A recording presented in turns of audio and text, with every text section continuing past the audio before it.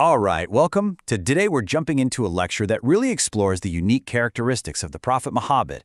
We're going to look at the deep meanings behind his names and the special roles he's said to have. It's really a window into why he's such a central, pivotal figure for over 1 billion people around the world. So everything we're about to talk about really hinges on this core idea of reverence, and it's captured perfectly in this verse from the Quran. According to the source, the way scholars see it is that God elevated the prophet's status so high that you almost never mention God without mentioning the prophet right alongside him. You see it in prayers, you hear it in sermons, it's right there in the declaration of faith. Here's our roadmap for today. First, we'll start with just the sheer scale of the praise he receives. Then, we're going to decode the meaning packed into his names. From there, we'll explore what the source describes as his unique mission and his ultimate role on the Day of Judgment. And we'll wrap up with the special rewards he is said to receive.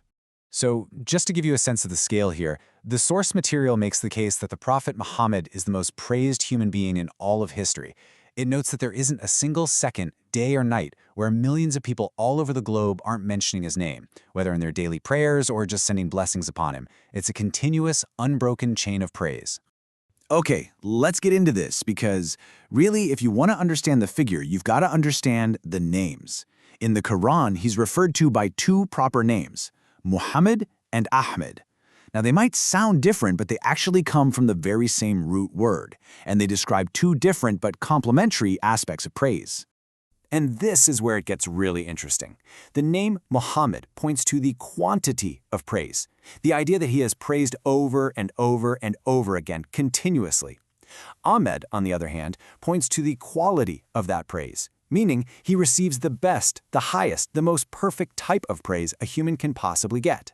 And the root for both of those names is the Arabic word hamd. Now, the source lecture is very clear on this. Hamd isn't just saying thank you for something someone did for you. No, it's a much higher form of praise.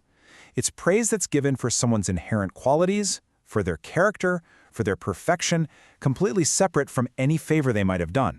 And it doesn't stop there. He has other names mentioned in Islamic tradition, and each one kind of describes a different part of his role in the bigger picture. Al-Mahi is the eraser, the one through whom disbelief is wiped away. Al-Hashir is the gatherer, meaning humanity will be resurrected after his time. And Al-Aqib means the final one, which really reinforces his status as the last prophet in that long line. All right, so let's see how this whole idea of praise, baked right into his names, extends to what are called his specialities. These are characteristics and roles that, according to the source, were given only to him and to no other prophet before him. Okay, so the big one, number one, is his finality. The source really emphasizes this point. While there have been many prophets throughout history, there can only be one final prophet, and he was chosen for that role, which is why he's often called the seal of the prophets. And being the final prophet meant his mission had to have a universal scope. You see, previous prophets were often sent to a specific tribe or a specific nation. But his message was for all of humanity. The source also points out he was the only prophet sent to the jinn, these unseen beings, and that it was known he would have the largest community of followers of any prophet. Here's another unique aspect that the source highlights, the nature of his main miracle. Think about it. The miracles of past prophets, like Moses splitting the sea, were incredible events, but they were witnessed by a specific group of people at a specific time. Today, we just have the stories.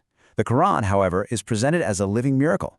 It's something that anyone, anywhere, at any point in history can actually hold, read, and experience for themselves. So, this entire narrative, this story of his unique role, it all builds to a climax.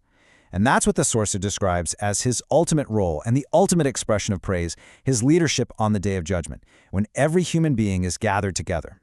According to the tradition described in the lecture, it's this incredible scene. All of humanity is desperate, looking for someone, anyone, to speak to God for them. They go to Adam, the father of humanity, and he says he can't. They go to Noah, to Abraham, to Moses, and to Jesus, and one by one, each great prophet defers, citing a moment of personal failing. And finally, all of creation, all of humanity, turns to Muhammad. And right at that moment, when everyone else has stepped back, he is said to step forward and accept the task. The source quotes him as saying, "This is my job. This is my responsibility." He takes on the role of representative for all of mankind before God. And that act, that intercession for all of humanity, is what grants him what's known as al-maqam al-mahmud, or the praiseworthy station. See how it all comes full circle? It's the ultimate fulfillment of his names Muhammad and Ahmed, because in that moment, every single being in existence, believer and non-believer, will praise him for what he's done. Okay, for our final section, let's look at the ultimate rewards and honors that Islamic tradition says are reserved exclusively for him, both on that final day and in paradise itself. The source lays out this whole sequence of firsts that really drive home his leadership role, even in the afterlife. It's said his grave will be the very first to open. He'll be the first person to be clothed after the resurrection. He'll be the first to lead the way across the bridge known as As-Sirat, and he will be the very first person to knock on the gates of paradise and be welcomed in. And his unique status doesn't stop at the gates of paradise. It continues right inside. He is said to be gifted Al-Kawthar, which is described as the main central river of paradise, the source from which all the other rivers flow. And he's also granted Al-Wasilah, which is the single highest rank, the highest level in all of paradise, a station reserved for only one person in all of creation. And that really brings us to our final thought.